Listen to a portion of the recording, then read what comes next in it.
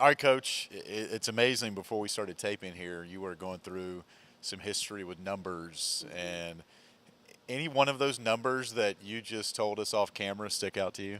Well, I like the number one. This is the first Big South Championship in this facility, so that's exciting. Our 21st indoor championship in the Big South, and I've been privileged to be at all of them. And I told you too, we had 24 outdoor Big South championships. I've been at all of those.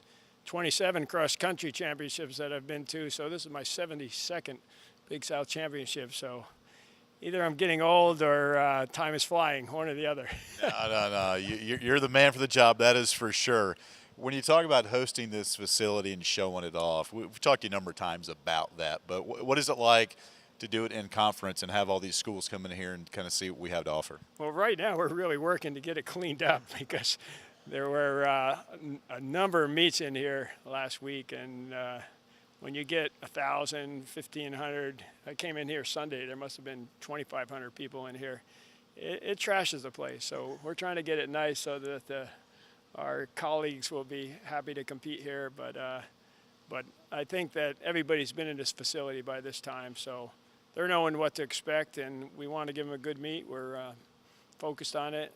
Our director of operations is the meet director, Ashley Bookbinder. She always does a great job, so we're trusting her for a lot and think it'll be a great weekend. It certainly will. Starts on Friday, 10 a.m. Kind of quiet in here now as we tape this on Wednesday, but you do have some athletes kind of doing a couple of things with Coach McFadden. What are they working on right now? Yeah, if I knew, I don't know. Okay. I don't know. Sometimes people have different class schedules, right, so they have to work individually with a few people. But you know, the whole staff is working on trying to have their area ready. And this is I remember when I first started coaching, I was the only coach, and we had no communication problems because I had nobody to talk to. But nowadays, so much is going on that I don't even know about. And but it's fun.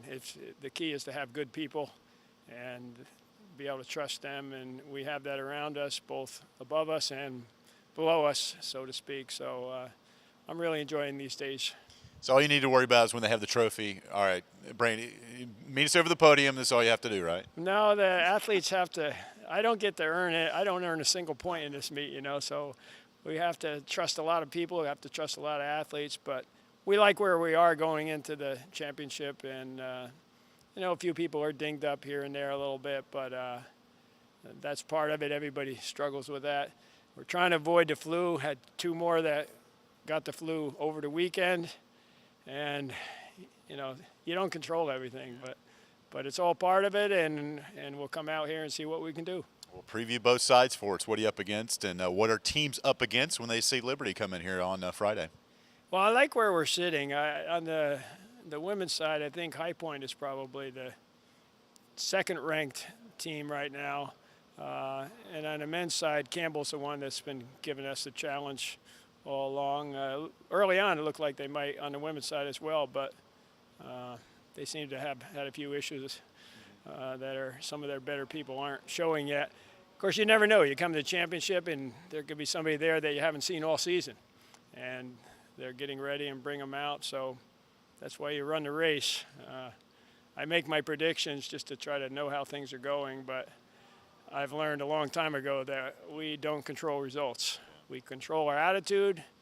We get to choose that. We get to choose our commitment, but results are in God's hands, so we got to relinquish that. Final thought here, opportunity also for the athletes to qualify for the NCAA Indoor Championships. How does that factor into what goes on this weekend?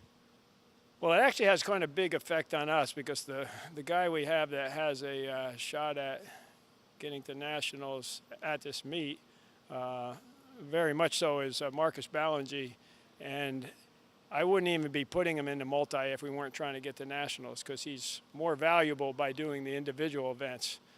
But we're trying to get a multi-score that will be, he's 21st in the country right now, but we're trying to get one that'll get him in the top 15 so he can go to nationals. So that's going to be a big focus for him, even as we're trying to make sure that we can win the meet, but he won't be in as many events as I would like to put him in.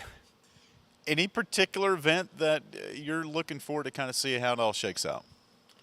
Boy, it's the thing that I like about our team is we're pretty well got somebody competitive in every event. So that's the strength of our team, is just having the numbers. And you know, of course we have Jovane, who's 7th in the country right now in the hurdle. So it should be exciting to watch him compete. We have a good girls 4x4 that hasn't really run their best yet, but they'll be going for a good time. But it's satisfying when people are improving. It's not just the high level. And on our team, it's competitive even to get into the meet, because we can only put 28 athletes in. So that's about half of our roster that gets to do this meet. So they've been competing all season to try to see who will be those who get to represent us. And then here, they're trying to, maybe one or two trying to get the nationals.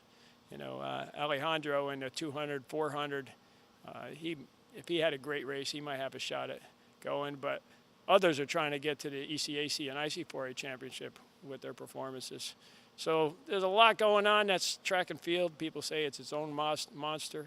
You walk in here and you see 5 events going on at one time, and no coach can follow all of that. But my wife always laughs that when I get home after the meet, I'm not there for the next 2 hours because I'm poring over the results because I can't even watch everything that's going on. But that's the nature of the sport, and those in it love it. It's going to be a long 2 days. About 8 hours on Friday and then another maybe 5 on Saturday. But that's what we do.